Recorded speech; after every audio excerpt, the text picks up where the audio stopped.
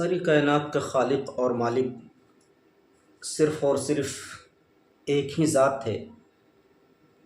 اور اس ذات کا نام اللہ رب العزت ہے۔ ساری کائنات کو اسی نے پیدا کیا، اور ساری کائنات کا نظام اسی کے مرضی کے مطابق چل رہے ہیں، اور صرف وہی چلا رہا ہے۔ ایک شخص لوگوں سے کہتا پھرتا تھا کہ اس کائنات کا خالق کوئی نہیں ہے، اس دنیا کا پیدا کرنے والا کوئی نہیں ہے، یہ دنیا اپنے آپ چل رہی ہے، اور یہ دنیا اپنے آپ بنی ہے، اس کا بنانے والا کوئی نہیں ہے۔ جب یہ بات لوگوں تک پہنچی اور لوگوں کے ذریعے ایک امام صاحب کے پاس پہنچی، جن کو دنیا امام اعظم ابو حنیفہ رضی اللہ تعالی عنہ و رحمۃ اللہ علیہ کے نام سے جانتے اور پہچانتے، جب یہ بات ہمارے امام صاحب کے پاس پہنچی کہ ایک شخص ایسا کہہ رہا ہے کہ اس دنیا کا خالق کوئی نہیں ہے، تو آپ نے اس شخص سے اس بات پر مناظرہ طے کر لیا اور کہا اسی موضوع پر ہم تم سے بات کرنا چاہتے ہیں۔ بات طے ہو گئی، چنانچہ وقت متعین کیا گیا،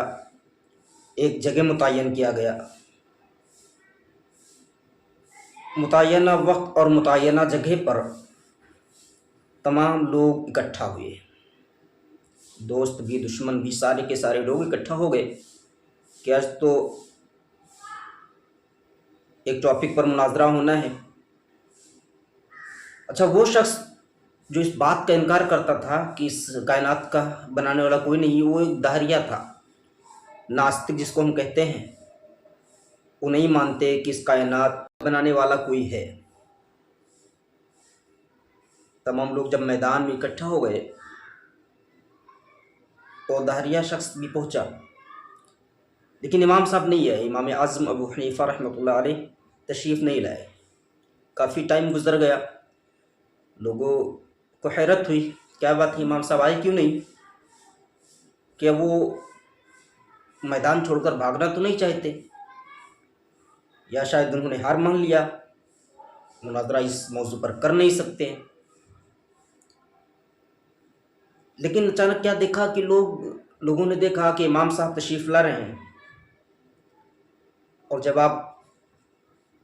اس جگہ پر پہنچے تو اس دہریہ نے پوچھا، ناستک نے پوچھا کہ آپ نے اتنی دیر کیوں لگائی؟ ہمارے امام صاحب نے فرمایا کہ اگر میں اس کا جواب یہ دوں کہ میں ایک جنگل کی طرف نکل گیا تھا، وہاں ایک عجیب واقعہ نظر آیا جس کو دیکھ کر میں حیرت میں آ کر وہیں کھڑا ہو گیا، اور وہ واقعہ یہ تھا کہ دریا کے کنارے ایک درخت تھا۔ دیکھتے ہی دیکھتے وہ درخت خود بخود کٹ کر زمین پر گرا، پھر خود بخود اس کے تختے تیار ہوئے، پٹرے تیار ہوئے، پھر ان تختوں کی خود بخود ایک کشتی تیار ہوئی، اور خود بخود ہی وہ کشتی دریا میں چل پڑی۔ اور پھر اتنا ہی نہیں، بلکہ وہ اپنے آپ ہی اس دریا کے اس طرف کے مسافروں کو اس طرف اور اس طرف کے مسافروں کو اس طرف لانے اور لے جانے لگی، اور وہ ان مسافروں سے خود بخود جو ہے وہ کرایہ بھی وصول کرنے لگی۔ تو بتاؤ، کیا تم میری اس بات پر یقین کرو گے، میری اس بات کو مانو گے؟ وہ دہریہ یہ سن کر ایک قہقہہ لگایا، ہنسنے لگا، اور کہا کہ آپ جیسا بزرگ اور امام، اتنے بڑے امام ہیں، لوگ آپ کو امام کہتے ہیں، آپ ایسا جھوٹ بولیں یہ تعجب کی بات ہے، اور آپ پر یہ جھوٹ زیبا نہیں دیتا ہے، اچھا نہیں لگتا ہے۔ بھلا یہ کام خود بخود کیسے ہو سکتا ہے جب تک کہ کوئی اس کا کرنے والا نہ ہو، کوئی پیڑ کا کاٹنے والا نہ ہو، کوئی اس کے تختے بنانے والا نہ ہو، پھر اس کی کشتی کوئی بنانے والا نہ ہو، اور پھر اس کو دریا میں کوئی چلانے والا نہ ہو، تو یہ کام خود بخود نہیں ہو سکتے ہیں۔ حضرت امام اعظم ابو حنیفہ رحمۃ اللہ علیہ نے فرمایا کہ یہ تو کچھ بھی نہیں ہے، تمہارے نزدیک تو اس سے بھی زیادہ بڑے بڑے عالیشان کام خود بخود بغیر کسی کے تیار کیے ہوئے، بغیر کسی کے بنائے ہوئے بن گئے ہیں، اور بغیر کسی کے چلائے ہوئے وہ سارے کام خود بخود چل بھی رہے ہیں۔ یہ زمین، یہ آسمان، یہ چاند، یہ سورج، یہ ستارے، یہ باغات، یہ تمام قسم کے رنگین پھول، یہ پہاڑ، یہ چوپائے، یہ باغات، یہ ساری چیزیں اور یہ تمام خدائی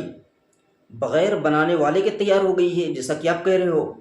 اگر ایک کشتی کا بغیر کسی بنانے والے کے خود بخود بن جانا یہ جھوٹ ہے،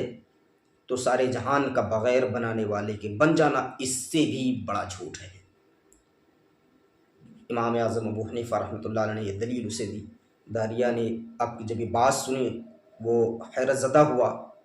اور فوراً اپنے عقیدے سے توبہ ہو کر وہ مسلمان ہو گیا. سبق یہ کہ اس کائنات کا ایک ہی خالق ہے جس کا نام اللہ ہے، اور جو ساری کائنات کا